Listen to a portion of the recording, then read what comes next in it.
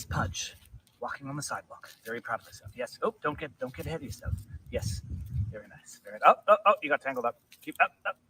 Keep going. Oh, now she's given up. Okay. Well, that's a daily exercise. Now she's going to make a poo poo or a pee pee. Oh no, wait, she's not. She's already done that in the house. Oh yes. We can start. Well, I'll get this out of here.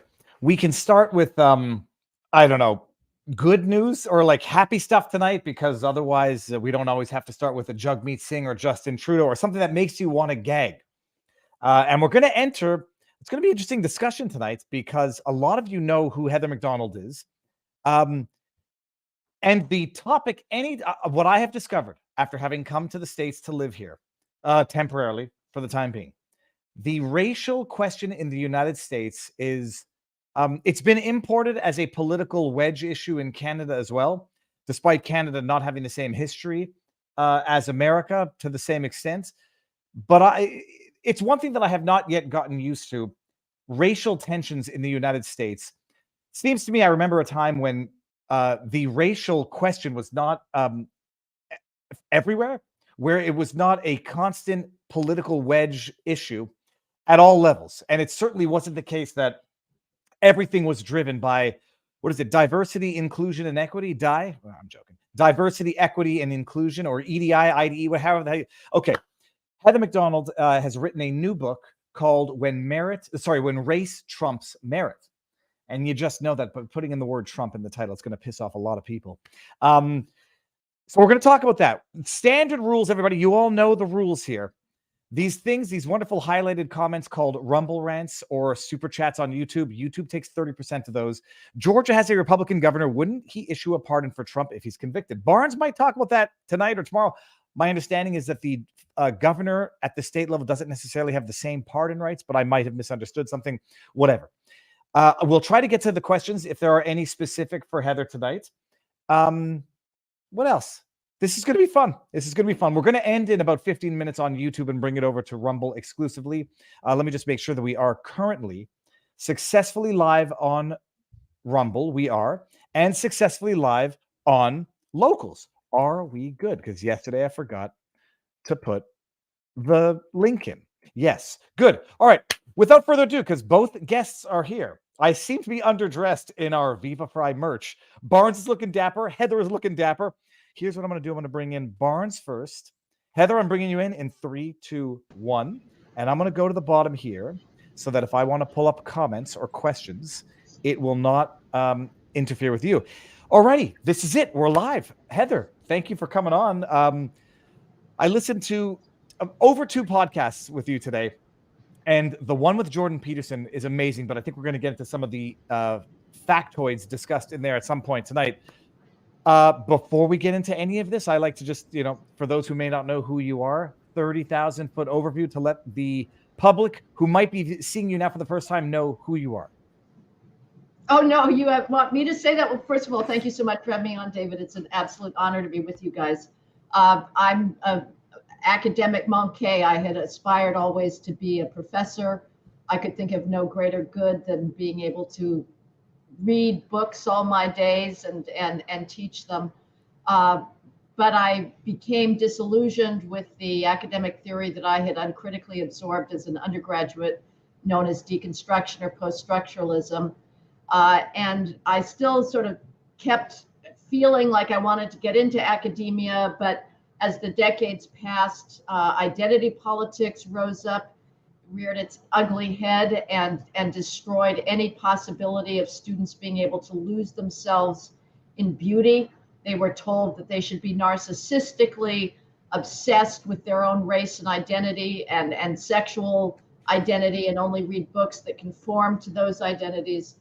So I ended up slowly working my way into journalism and initially started writing on cultural matters, postmodernism and post-structuralism, and eventually started doing real reporting, which I wish I'd done as an undergraduate, as a student reporter, and cut my teeth during the Giuliani years in New York City before Giuliani became an insane person, when he was actually the most cutting edge, insightful and creative mayor and even governor in the United States at that time, taking on the poverty industrial complex, taking on crime, bringing crime down to levels that no police chief or FBI or government law enforcement agency ever believed possible. And then you mentioned the ubiquity of the race issue. I first started writing about policing in 1999 with the Amadou Diallo shooting in New York City, a tragic shooting in which a West Ghanaian immigrant was shot 41 times by NYPD undercover officers.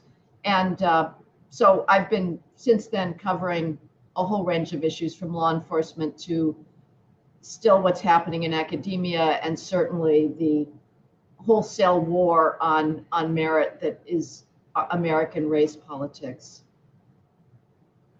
The how much have things changed from in terms of the perception of police abuse issues? Like, it seems like it's gone back and forth, where at times issues of police misconduct haven't been adequately addressed. Now there's almost automatic demonization if it fits a certain political profile of case. In your professional experience, how have you witnessed that shift in the court of public opinion, and particularly within academia and the media? Well, first of all, let me just say, Robert, that your coverage of the Derek Chauvin case was absolutely essential. I couldn't have understood what was going on without it. So that was really a massive public service. I would say that for the last 30, 40 years, the discourse has been almost unremittingly anti-police, with the one exception of the temporary surge of support for law enforcement after 9/11, which for many officers came as rather bitter fruit, because they had just been going through this phony idea of driving while black, which held that if the police stopped more black drivers for speeding or running red lights, the only allowable explanation was racism or so-called racial profiling. It was never allowed to be even investigated whether blacks in fact speeded more, sped more, or ran red lights more. Objective tests, red light cameras tell us that those are the facts, and yet now red light cameras are deemed racist. So the era when we truly had racist policing, and certainly the history of the police, above all in the South, in maintaining the gratuitous cruelty of de jure segregation and maintaining what was in fact a white supremacist culture. Those days are well beyond us, thank heavens. Right now, policing is professional. People are going into the profession because they want to help. I've spent time in police academies. These are good people that believe in public service. And so I don't think by any means we have a systemic bias problem or a systemic brutality problem. Nevertheless, that is certainly in inverse proportion to the degree to which that the bias problem is real. As that problem diminishes to de minimis importance, the rhetoric about the police becomes ever more noxious. Heather, you're born and raised in Los Angeles, California, or not Los Angeles? Yes, Los Angeles, absolutely. I'm spend my summers now in Orange County, Irvine, but I was raised in Los Angeles. Very briefly, what did your parents do, and how long did you spend in LA before heading over to New York? And then the follow-up question is going to be, how much has LA or California changed in your lifetime? But starting from the beginning, what did your parents do, or what do they do? My father was a lawyer who'd also been trained as an accountant, and he was sort of the right-hand man of a Midwestern industrialist. My father came from Chicago with Marcellus Jocelyn to California. My father had been stationed in Laguna Beach after the World War II and said, wait a minute, I'm not going back to Chicago. I didn't know this place existed. This was even a possibility. Marcellus Jocelyn, you can see, is there. I was recently shooting a documentary in Redondo Beach, California, and there's a Jocelyn Park there. Excuse me, El Segundo. There's a Jocelyn Park there. There's one in the Santa Monica, and so my father helped with that expansion. The Jocelyn made parts for telephone poles. and also served as the executor of the Jocelyn estate. And and my mother, I had the fortune of having a mother who raised me. I had the very good fortune of having two parents who read to me, who gave me the opportunity to have a childhood of innocence, of beauty, of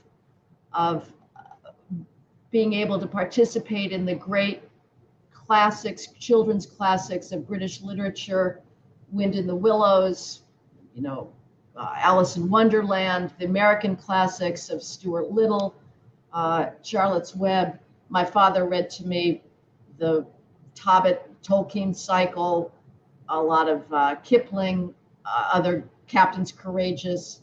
So I was fortunate in my parents, in their understanding of the importance of exposing children to literature. I went away to school in the 11th grade to Andover, and that was a true culture shock. At that point, LA was well in the middle of divorce culture. And my parents had gotten divorced in the summer of my 7th grade. I went to a school that was heavily Hollywood kid oriented. So when I went to the New England prep school environment, it was amazing. It was so traditional, and I had never experienced anything like that. So LA, when I grew up, Santa Monica was a sleepy town. People mocked it for being a senior citizen retirement community. It then went through a period of being very hip. Venice, trying to emulate Venice. And now the squalor that is spread across the city into every part of LA is mind-boggling. The San Fernando Valley was also seen as kind of a fuddy-duddy place where the aerospace industry lived. It was clean, it was orderly. Now it looks like a third world country in places. So the change is just stunning. And I feel like Irvine is one of the last good places left in California. I couldn't really see living in Los Angeles at this point, not just because of the squalor, but also the traffic is utterly unbearable. How would you contrast it to New York? There's more, Skid Row, which is east of downtown Los Angeles, is like no place on earth, at least within the United States. It is a Boschian nightmare of human depravity. And there's nothing like that on the East Coast, thank heavens. And it's been that way now for decades. I've written about various efforts of the Los Angeles Police Department to enforce the law and help people on Skid Row. You do not help drug addicts who are beating each other up and prostituting themselves and pimping each other out by saying anything goes and we're just going to ignore your dysfunction. You do not help them that way. You help them by saying this is not allowed. You are not allowed to colonize city streets. And if you have not been to Skid Row, you cannot possibly imagine it. It's block upon block of the most depraved squalor you've ever seen. So there's nothing like that. But New York does have not so much the tented encampments, but it does have a lot of vagrancy. It has something which is really unsightly, which is the scaffolds that are everywhere that allow vagrants to colonize under them. And it has the very, very ugly restaurant shanties that are now apparently a place that are never going to come down.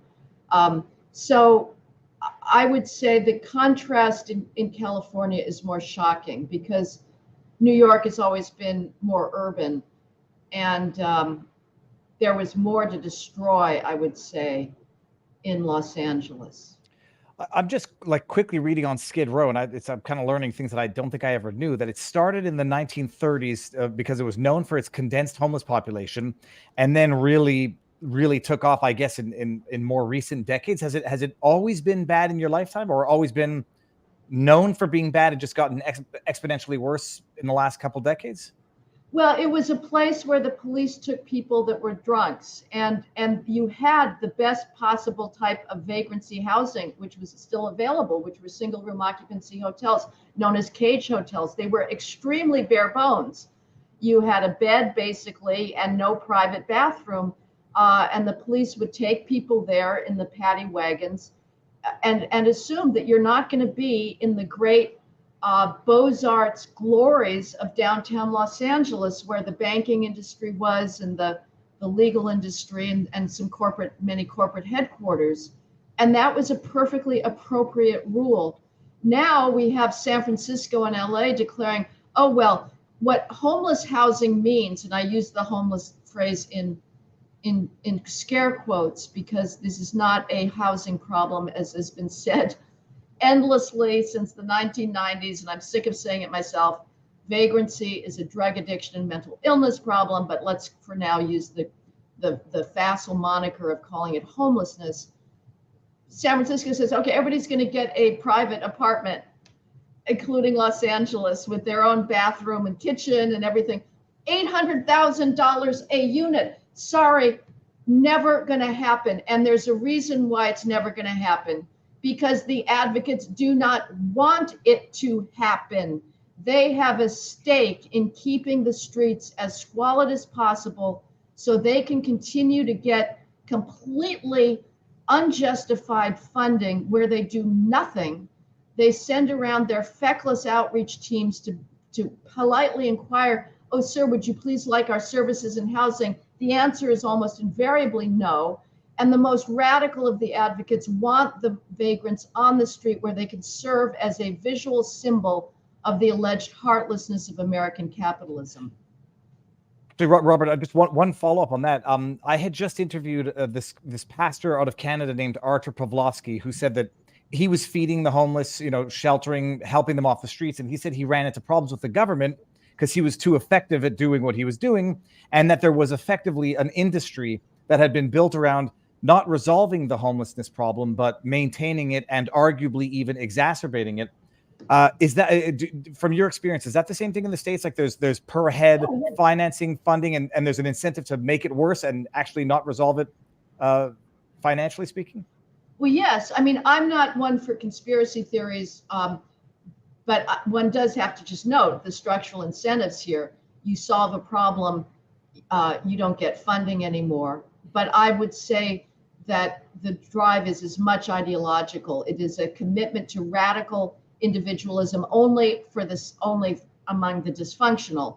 The law-abiding members of society now are viewed as ATMs by our public policy makers. I call it the great inversion. Our public policy now has put the alleged needs and interests of the dysfunctional, the antisocial, ahead of those of the bourgeois and law-abiding, the hardworking, who just don't get any attention. We're supposed to put up with crime. Oh, no big deal. You get robbed, your car gets carjacked, just put up with it. Now, I know you weren't using words, to be absolutely held to every last word, but I would say any so-called homeless helper who's out there feeding people in the streets is an enabler. That's not the way to help them. The way to help them is first you set a rule and say, no colonization of the streets allowed. You must move on. Here is housing. I mean, in New York City, there's a constitutional right for housing. There's no excuse to allow anybody on the street. And thanks to our judges in the Ninth Circuit of the United States, out in the Western United States, there's also virtually a constitutional right to housing. So all of the services, pizza delivery to people's cardboard boxes or the soup kitchens just prolong the problem. Can you explain to people what and how you're introduced to and what led you away from deconstructionism? Away from what? Deconstructionism. Because I think a lot of people don't, I've used that term before, and about half the time people are like, what are you talking about? They have not been privileged, as one might say, with that form of education. Oh man, well, it's pretty arcane. I hope your viewers are into this, but deconstruction came out of France, and it was an idea that the main exponent of it was a so-called French philosopher named Jacques Derrida, and he had a counterpart at Yale University, Paul de Man. And it was a theory that was supposedly about how language works to structure human existence and how texts work. We don't call them books anymore, novels or poems, we call them texts. And it was a philosophy that was unremittingly negative. Its basic premises or claims, and again, I'm going to say things that I don't expect any viewer to understand because they are completely counterintuitive and counterfactual. And it is to my eternal embarrassment that I ate this stuff up as an undergraduate. So some of the basic propositions are: there's no such thing as the human self. The self is just a play of language. Another proposition: because language is arbitrary, there's no natural connection between the word cat and a cat. You know, in French, it's chien. In Spanish, it's gatto. Cazza in Italian. That because language is a set of arbitrary conventions, it therefore must always break down in its meaning. That's just not true, but that was the thought, that the arbitrary sign was always distance from the signified. And most ridiculously, the thought was that literature, you may think when you read Middlemarch by George Eliot, that you are getting an unparalleled entrance into the pathos and potential tragedy of human marriage and the way that men and women can completely misunderstand each other, portray onto the other their aspirations that have nothing to do with the reality of that other person. You may think you're getting a view of the complexity of 19th century village life in Britain, the class structure, the political maneuverings. No, no, no, that is not right. You are wrong. Deconstruction tells you that what Middlemarch is really about is its own failure to mean anything. It is not about life. Literature is not about life and love and sorrow and loss and longing and eros. It is about drearily I'm going to use another phrase that I don't expect anybody to believe, but this is the sort of stuff that I was cutting my teeth on. It is about metaphor inevitably dissolving into metonymy, which is supposedly a bad thing now. So I followed this because Yale in the 1970s was the breeding ground for deconstruction. It was viewed by every literature department across the country as the most cutting edge place to do high theory, apart from studying with Derrida at the, I don't know if you, it's the Sorbonne or the École Normale, I think. Yale was the place to be. And I'd always loved language. I'd been fascinated. I loved Moby Dick as a high school student because the language was so crazy and so rich. And so a theory that purported to tell me about how language worked was inherently of interest. My peers were wise. They actually had common sense. Many of my peers said, this deconstruction doesn't make sense. This is ridiculous. And I viewed them, I looked down on them that they were just not sophisticated enough. So I got sucked in. I then went to Cambridge in Britain, and I studied linguistics there among Renaissance literature. And I realized that everything deconstruction was saying about language was completely fantastical. It was almost linguistics. That was real. Phonetics, syntax, above all speech act theory. I fell in love with it.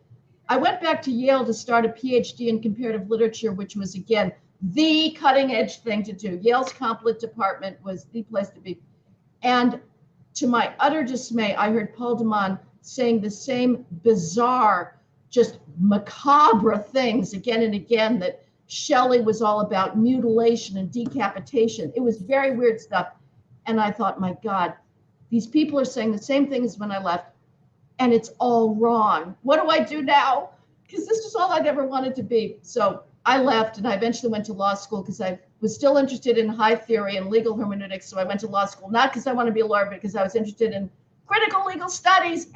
Awful. But I eventually got straight and started realizing that reality is much more interesting than linguistic tropes, and that there was actually truth out there to be pursued, at least, if not attained. because I'm enough of a deconstructionist that I still don't believe in objective truth. Sorry, except when I write, then I do. But as a theoretical matter, I don't. But when I'm writing about the police, I do believe that I'm telling the truth. Philosophically, I don't know. But anyway, so that was how I got out of that. Deconstructionism has to be intrinsically related to postmodernism, where they, in terms of, okay, because it sounds like an iteration of postmodernism, where I want everything is affected by. There's no objective truths. It's all social. It's all patriarchal, and when we deconstruct it, nothing means anything. Well, yeah, I would say you're absolutely right. Post-structuralism, postmodernism, deconstruction were synonyms. But I want to make one distinction, and this is where I feel very fortunate. Even though I wasted much of my college years, I was not studying history at Yale, because the Yale faculty have long since abdicated their intellectual responsibility to say, you undergraduates are idiots. You're ignoramuses. You cannot be trusted to choose your own courses. Here's what you're going to learn. We have at Yale, or many other places, the premier American history department in the country. You will study history. No, of course not. I was left to my own devices. Did I take history at Yale? No, I missed one of the greatest opportunities. But I was fortunate in one thing. Deconstruction was a Mandarin science, and it read the classics. It was not about the patriarchy at all. We read Paul de Man and Jacques Derrida, read Rousseau, they read Plato, they read Aristotle, they read Shelley, they read Wordsworth. Nobody thought to complain. I never thought to complain that I was not reading female authors. So in that sense, it was a halcyon period compared to what came later in the 80s, which was a complete reversal. I mean, it's a very ironic, because high theory did mutate eventually into multiculturalism and gender studies and race studies, but whereas deconstruction denied the very existence of the self is just a play of language. Identity politics of the 1980s and beyond is just obsessively self-involved. It's all about the self. It tells students all you should be interested in is your own petty, narrow selves defined by gonads and melanin. And I'm very grateful that I at least missed that. Now, hold on. We're going to bring this over to Rumble. So everyone out there, let me just share the link to Rumble. We're going to end this on YouTube, continue on Rumble and Locals. And now it's going to start getting good, because Heather, you've segued into the next subject matter, which is going to be interesting. Leaving YouTube.